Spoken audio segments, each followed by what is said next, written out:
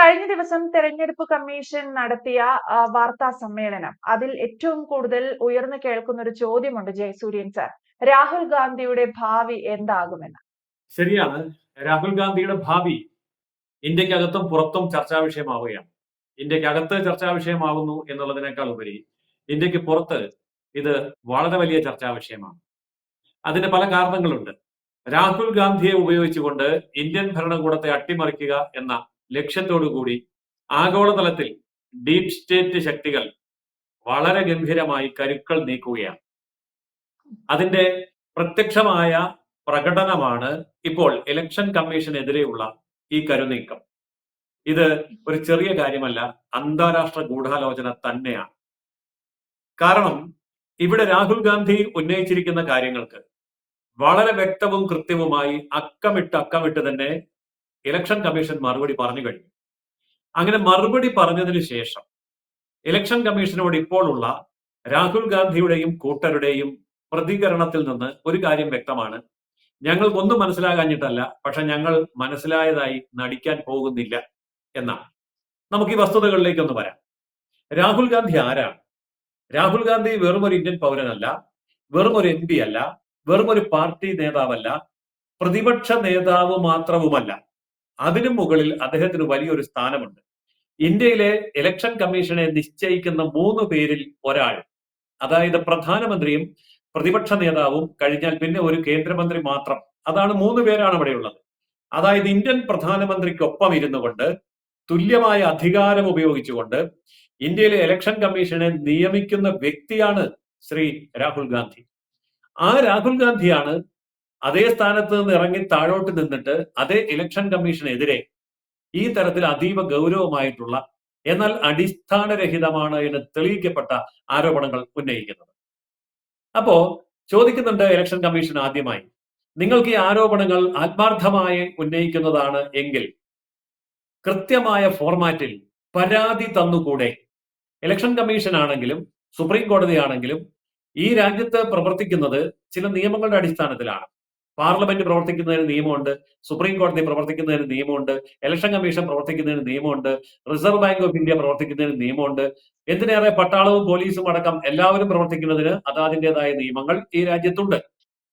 അപ്പോൾ അങ്ങനെയുള്ള ഒരു നിയമത്തിന്റെ അടിസ്ഥാനത്തിൽ പ്രവർത്തിക്കുന്ന ഒരു സംവിധാനമാണ്, അല്ലെങ്കിൽ ഭരണഘടനാ സ്ഥാപനം തന്നെയാണ് ഇലക്ഷൻ കമ്മീഷൻ. അപ്പോൾ ആ ഇലക്ഷൻ കമ്മീഷന് പരാതി കൊടുക്കണമെങ്കിൽ അതിൻ്റെതായ നിയമങ്ങളുണ്ട്. ഇലക്ഷൻ കമ്മീഷൻ ചോദിക്കുന്ന അതാണ്, ഇലക്ഷൻ കമ്മീഷനെ കുറിച്ച് നിങ്ങൾക്ക് പരാതി ഉണ്ട് എങ്കിൽ ഇലക്ഷൻ കമ്മീഷന്റെ നിയമം അനുസരിച്ച് പരാതിപ്പെടൂ, പരാതി കൊടുക്കൂ. പക്ഷെ പരാതി കൊടുക്കാൻ രാഹുൽ ഗാന്ധി തയ്യാറാവുന്നില്ല. കാരണം വളരെ വ്യക്തമാണ്, പരാതി കൊടുത്താൽ കുടുങ്ങും.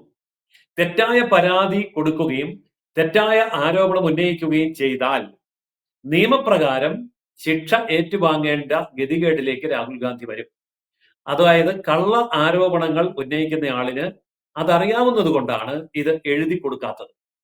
ഇത് ഇലക്ഷൻ കമ്മീഷൻ തന്നെ തെളിയിച്ചിട്ടുണ്ട്. ഇരട്ട വോട്ടുണ്ട്, കള്ള വോട്ടുണ്ട് എന്നൊക്കെ പറഞ്ഞ് രാഹുൽ ഗാന്ധി ചില വ്യക്തികളുടെ ഫോട്ടോ സഹിതം, അവരുടെ വോട്ടേഴ്സ് ലിസ്റ്റ് സഹിതം, അവരുടെ അംഗീകാരമില്ലാതെ, അനുവാദം വാങ്ങാതെ ഉപയോഗിച്ചു. അത് വലിയ കുറ്റമാണ്.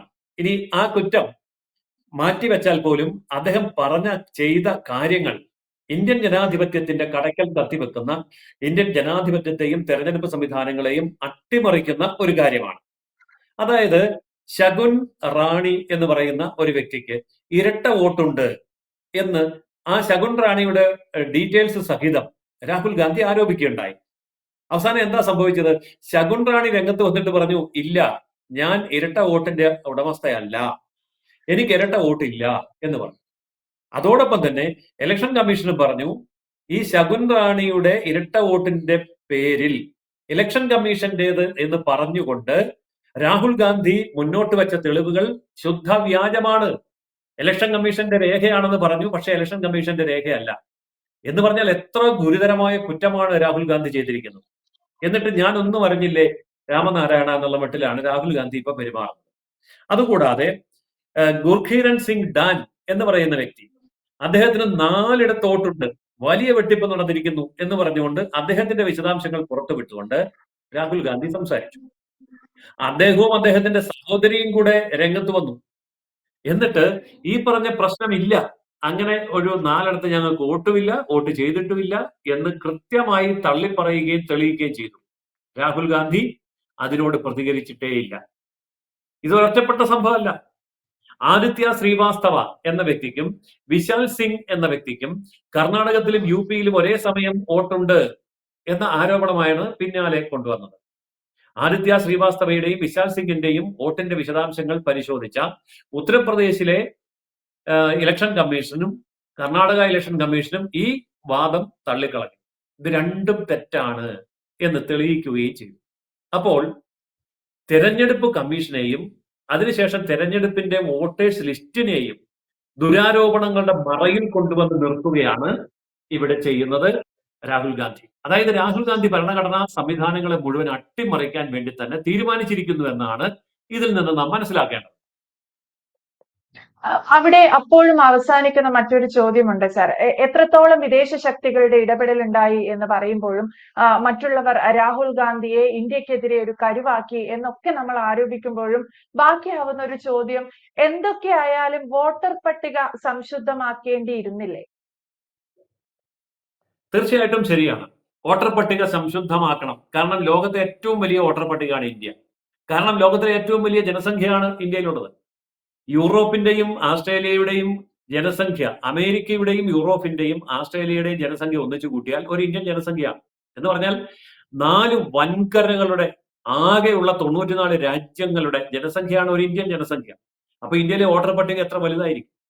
അപ്പോൾ ആ വോട്ടർ പട്ടിക രൂപീകരിക്കുക എന്ന് പറയുന്നത് കേവലം ഇലക്ഷൻ കമ്മീഷൻ എന്ന് പറയുന്ന 3 പേര് ഇരുന്നുകൊണ്ട് ചെയ്യുന്ന കാര്യമല്ല. കോടിക്കണക്കിന് ആൾക്കാരാണ് ഇതിനകത്ത് ചേരുന്നത്, കോടിക്കണക്കിന്. അതിന്റെ കണക്കുകൾ പുറത്തു വന്നിട്ടുണ്ട്. അതായത് കേന്ദ്ര സംസ്ഥാന ഗവൺമെന്റിന്റെ കീഴിലുള്ള 1.25 കോടി ഉദ്യോഗസ്ഥന്മാരുണ്ട്. അതുകൂടാതെ ഇലക്ഷന്റെ ഏജന്റുമാരെന്നുള്ള നിലയിൽ ഇലക്ഷൻ ഏജന്റുമാർ, ബൂത്ത് ഏജന്റുമാർ എന്ന് പറയുന്ന ലക്ഷക്കണക്കിന്, ഏതാണ്ട് 60 ലക്ഷത്തോളം പാർട്ടി പ്രതിനിധികളുണ്ട്. ഇപ്പൊ തന്നെ 2 കോടി കഴിഞ്ഞു. അപ്പൊ ഇത്രയും ആൾക്കാർ നിരന്തരമായി ബന്ധപ്പെട്ടുകൊണ്ട് ചെയ്യുന്ന ഒരു വലിയ പ്രക്രിയയാണ് വോട്ടർ പട്ടികയുടെ രൂപീകരണവും ശുദ്ധീകരണവും. അല്ലാതെ 3 പേര് ഡൽഹിയിൽ ഇരുന്നുകൊണ്ട് ചെയ്യുന്ന കാര്യമല്ല ഇത്. ഇവിടെ എന്തെങ്കിലും ഒരു തെറ്റുപറ്റിയാൽ, ഏതെങ്കിലും ഒരു അപാകത ഉണ്ടായാൽ, ഉണ്ടാകാൻ പാടില്ല എന്നൊന്നും ആർക്കും പറയാൻ പറ്റില്ല. കാരണം ഇതൊരു വലിയ ലോകാത്ഭുതം തന്നെയാണ് ഇന്ത്യയിലെ വോട്ടേഴ്സ് ലിസ്റ്റ്. അവിടെ അത് തിരുത്തപ്പെടാൻ 6 ഘട്ടങ്ങളിൽ അവസരങ്ങളുണ്ട്. ഒന്ന്, കരട് വോട്ടർ പട്ടിക പ്രസിദ്ധീകരിക്കുന്നു. അത് എല്ലാ രാഷ്ട്രീയ പാർട്ടികൾക്കും അതിന്റെ കോപ്പി കിട്ടും. അപ്പോൾ അവർക്ക് അതിൽ ആക്ഷേപം ഉന്നയിച്ചുകൊണ്ട് തിരുത്തൽ കൊടുക്കാം. 2, സപ്ലിമെന്ററി ലിസ്റ്റ് വരുന്നു. ആ ലിസ്റ്റ് പരിശോധിച്ച് തിരുത്തൽ വേണമെങ്കിൽ കൊടുക്കാം. 3, ഫൈനൽ ലിസ്റ്റ് വരുന്നു. ആ ഫൈനൽ ലിസ്റ്റിലും തെറ്റുണ്ടെങ്കിൽ തിരുത്താൻ അവകാശമുണ്ട്. 4, ഇലക്ഷന് തൊട്ട് മുമ്പ് marked copy of the voters list, അതായത് ഏജന്റുമാർക്ക് കിട്ടുന്നു. അപ്പോൾ വേണമെങ്കിലും അത് തിരുത്താം. ഇനി അതൊന്നും നടന്നില്ല, തെരഞ്ഞെടുപ്പ് അങ്ങ് ആരംഭിച്ചു. ആ തെരഞ്ഞെടുപ്പ് ആരംഭിക്കുമ്പോൾ കള്ളവോട്ട് ചെയ്യാൻ ഒരാൾ വരികയാണെങ്കിൽ അവിടെ ചലഞ്ച് ചെയ്യാം എല്ലാ രാഷ്ട്രീയ പാർട്ടികളുടെയും. അതായത് ആ തെരഞ്ഞെടുപ്പിൽ ആ മണ്ഡലത്തിൽ മത്സരിക്കുന്ന എല്ലാ പാർട്ടികളുടെയും സ്വതന്ത്രന്മാരുടെയും പ്രതിനിധികൾ അവിടെ ഇരിപ്പുണ്ട്. ബൂത്ത് ഏജന്റുമാരെന്നാണ് അവരുടെ പേര്. അവർക്ക് ചലഞ്ച് ചെയ്യാം, ഇത് ചെയ്യാൻ പറ്റില്ല, ഇയാളെ മാറ്റി നിർത്തണം എന്ന് ആവശ്യപ്പെടാം. അപ്പോൾ 5 അവസരങ്ങളായി. ഇനി ഇവിടെ ഒന്നും ഇത് സാധിച്ചില്ല, നടന്നില്ല എന്നിരിക്കട്ടെ. അവസാനമായി ഇലക്ഷനും കഴിഞ്ഞിട്ടാണ് ഇത് അറിയുന്നതെന്നിരിക്കട്ടെ. ഇലക്ഷൻ നടന്നു കഴിഞ്ഞ് 45 ദിവസത്തിനുള്ളിൽ ഈ കാര്യം കോടതിയിൽ എത്തിക്കാനും അവസരമുണ്ട്. അതായത് 6 കാര്യങ്ങളാണ് ഞാനിവിടെ അക്കമിട്ട് പറഞ്ഞത്. ഈ 6 കാര്യങ്ങളും ചെയ്യാൻ ഈ പറയുന്ന രാഹുൽ ഗാന്ധിയോ അദ്ദേഹത്തിന്റെ പാർട്ടിയോ പ്രവർത്തകരോ തയ്യാറായിട്ടില്ല. 45 ദിവസത്തിനുള്ളിൽ, ഇലക്ഷൻ കഴിഞ്ഞ് 45 ദിവസത്തിനുള്ളിൽ കേസ് കൊടുക്കണമെന്ന് പറഞ്ഞത് അറിയാവുന്ന രാഹുൽ ഗാന്ധി 14 മാസങ്ങൾക്ക് ശേഷം ആരോപണമാണ് ചെയ്തത്. അപ്പോഴും ഇലക്ഷൻ കമ്മീഷൻ പറഞ്ഞു, ശരി, കേസുണ്ടെങ്കിൽ എഴുതി തരൂ. എഴുതി കൊടുക്കാനും തയ്യാറാവുന്നില്ല. അപ്പോൾ ഈ വോട്ടർ പട്ടികയെ സംശുദ്ധമാക്കി മുന്നോട്ട് കൊണ്ടുപോകണം എന്നുള്ള നിർബന്ധമൊന്നും രാഹുൽ ഗാന്ധിക്കില്ല. രാഹുൽ ഗാന്ധിക്ക് ഇലക്ഷൻ കമ്മീഷനും വോട്ടർ പട്ടികയും ഒക്കെ നരേന്ദ്രമോദിയുടെ ഭരണത്തെ അട്ടിമറിക്കാൻ വേണ്ടിയുള്ള ഒരു ഉപകരണം മാത്രമാണ്. അങ്ങനെയാണെങ്കിൽ കൂടി എന്തുകൊണ്ടാണ് ജയസൂര്യൻ സാർ രാഹുൽ ഗാന്ധി ആവശ്യപ്പെടുന്ന CCTV ദൃശ്യങ്ങൾ നൽകാനുള്ള ഒരു തടസ്സം, അങ്ങനെ ഒരു തടസ്സം നിലനിൽക്കുന്നുണ്ട്? CCTV ദൃശ്യങ്ങൾ നൽകുന്നതിന് എന്താണ് തടസ്സം? ഒപ്പം മറ്റൊരു ചോദ്യം കൂടിയുണ്ട്. എന്തുകൊണ്ടാണ് ഈ മെഷീൻ റീഡബിൾ വോട്ടേഴ്സ് ലിസ്റ്റ് അത് രാഹുൽ ഗാന്ധിയുടെ അവകാശവുമല്ലേ? ഈ 2 കാര്യങ്ങളും കേൾക്കുമ്പോൾ നമുക്ക് തോന്നും ശരിയാണല്ലോ എന്ന്. ഇവിടെ CCTV ദൃശ്യങ്ങളെ കുറിച്ചുള്ള കാര്യം ഞാൻ ആദ്യം പറയാം. ഇവിടെ തെരഞ്ഞെടുപ്പില് വോട്ട് രേഖപ്പെടുത്തുന്ന പോളിംഗ് ബൂത്തിന്റെ CCTV ദൃശ്യം എന്ന് പറയുമ്പോൾ ഒരു വ്യക്തിയുടെ എന്ന് പറഞ്ഞാൽ ഒരു വോട്ടറുടെ, ഒരു പൗരന്റെ വോട്ടവകാശം എന്ന് പറയുന്ന ഏറ്റവും ഗൗരവപൂർണവും അപകടകരവും, അതായത് പുറത്തറിഞ്ഞാൽ അപകടകരവുമായിട്ടുള്ള ഒരു കാര്യമാണ് അദ്ദേഹം ചെയ്യുന്നത്.